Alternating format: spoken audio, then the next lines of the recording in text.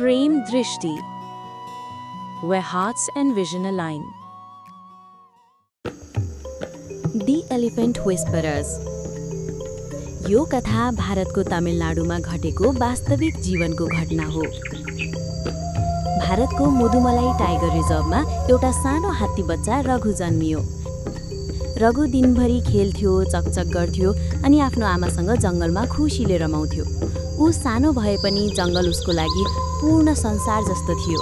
हरेक पातको स्वर, हावामा झुल्किने घाँसको सुवास, आमाको माया र सुरक्षा सबै उसलाई अत्यन्त सुरक्षित र आरामदायी लाग्थ्यो। तर उसको त्यो सुनौलो संसार लामो समय टिकेन। एक दिन जब रघु आफ्नै खेलमा मग्न भएर आमाबाट अलिक टाढा गइरहेको थियो, त्यही बेला जङ्गलमा भयावह दृश्य सुरु भयो। निर्दयी शिकारीहरूले पहिले नै पासो थापेका थिए। रघुकी आमा त्यो पासोमा फसिन्। उनले आफ्ना विशाल खुट्टाले बल गरेर सिङ्गै जङ्गल गुन्जिने गरी गर्जेर छटपटाइन्। एकपटक होइन, पटक पटक आफूलाई बचाउन। त्यो सङ्घर्ष केवल आफ्नै लागि मात्र थिएन। उनको प्रत्येक आह्वान, प्रत्येक गर्जन, प्रत्येक आँसु आफ्नो बच्चाको लागि थियो। तर प्रकृतिको त्यो अमूल्य माया र मातृत्व मानिसको स्वार्थ अगाडि कमजोर साबित भयो। शिकारीहरूको निर्दयी हातबाट उनले अन्ततः आफ्नो जीवन गुमाइन्। केही क्षण अघि मात्रै जङ्गल प्रेम र शान्तिले भरिएको थियो, तर अब त्यही जङ्गल रघुको लागि पीडाले भरिएको भयावह ठाउँ बनिसकेको थियो।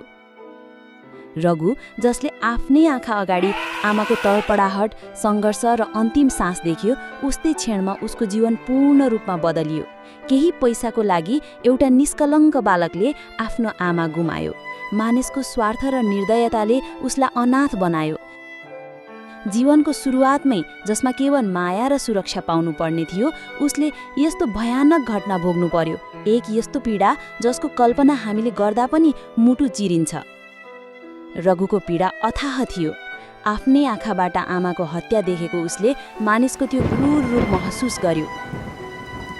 डर, दुःख र निराशाले उसको मन पुरै थिचियो। मानिसप्रति उसको भरोसा टुटिसकेको थियो। अचानक आफ्नो आमा बिना रघु पूर्ण एक्लो भयो। खानेकुरा खोज्न, पानी पिउन, सुरक्षा पाउन सबै असम्भव जस्तो लाग्थ्यो।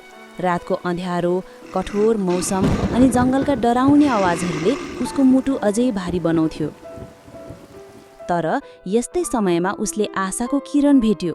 दयालु आदिवासी दम्पति बोम्मन र बेल्ली, जो कटुनायकन ट्राइबका सदस्य हुन्। उनीहरूले रघुलाई देखे, उसको पीडा बुझे र वनविभागको अनुमति लिएर सुरक्षित आफ्नै संरक्षणमा राखे।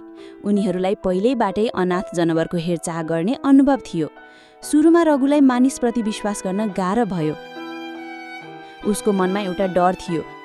मानिसहरूले त दुःख मात्रै दिन्छन्, मार्छन्, कि यिनीहरूले पनि मलाई चोट पुर्याउने त होइनन्? तर बेल्ली र बोम्मनको धैर्य, करुणा र निरन्तर माया देखेर रघुको मन बिस्तारै परिवर्तन हुन थाल्यो।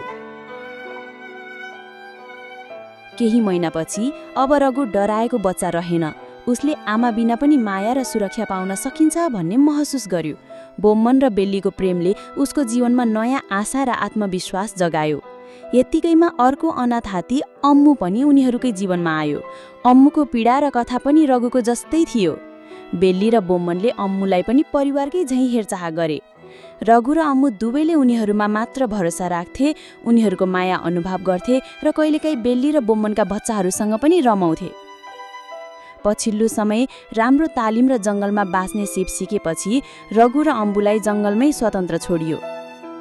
तर बेल्ली र बोम्मनले दिएको प्रेम, दया र करुणालाई यी हात्तीहरूले कहिल्यै बिर्सिने छैनन्। रघुको कथा मानव र जनावर बीचको गहिरो सम्बन्ध प्रष्ट देखाउँछ र कन्जर्भेसनको महत्त्व उजागर गर्दछ। आज पनि संसारभर वार्षिक करिब 30,000 हात्तीहरू अवैध शिकारीको हातबाट मारिरहेका छन्। यसलाई रोक्न हामी सबैले कदम चाल्नै पर्छ।